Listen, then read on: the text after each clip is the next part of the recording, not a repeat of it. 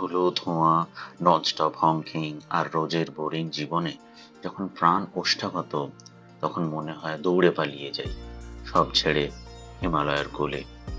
ঠান্ডা হাওয়া আর চোখ জোড়ানো চা বাগান। এরকমই এক ছোট্ট গ্রাম শিটং, দার্জিলিং জেলার কার্শিয়াংয়ে অবস্থিত এক offbeat destination. New Jalpaiguri station থেকে মাত্র 2 ঘন্টা। কিভাবে যাবে, কোথায় থাকবে, কি দেখবে, চলো বলি তোমাদের সেই গল্প। যে কোনো ট্রেন বা বাসে উঠে চলে এসো শিলিগুড়ি তথা নিউ জলপাইগুড়ি স্টেশনে। আমরা গেছিলাম নিউ বন্দে ভারত স্লিপারে চড়ে। 2 বা 3 দিনের জন্য একটা গাড়ি নিয়ে নাও।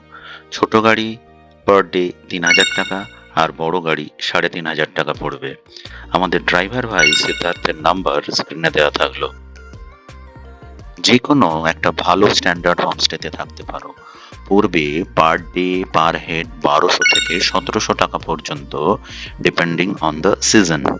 আমরা ছিলাম মহলদিরাম টি গার্ডেন সংলগ্ন আপার শিটংয়ের প্রকৃতি হোমস্টেতে। বলা ভালো, খাওয়া দাওয়া খুবই সুস্বাদু।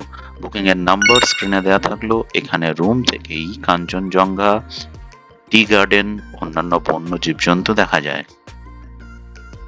Day wise itinerary. ডে ওয়ানে শিটং আসার পথে রংটংয়ে ব্রেকফাস্ট করে নাও। নিকটবর্তী মহানন্দা ওয়াইল্ড লাইফ স্যাংচুয়ারিতে নানান বন্য পশু ও ময়ূর দেখতে পাবে।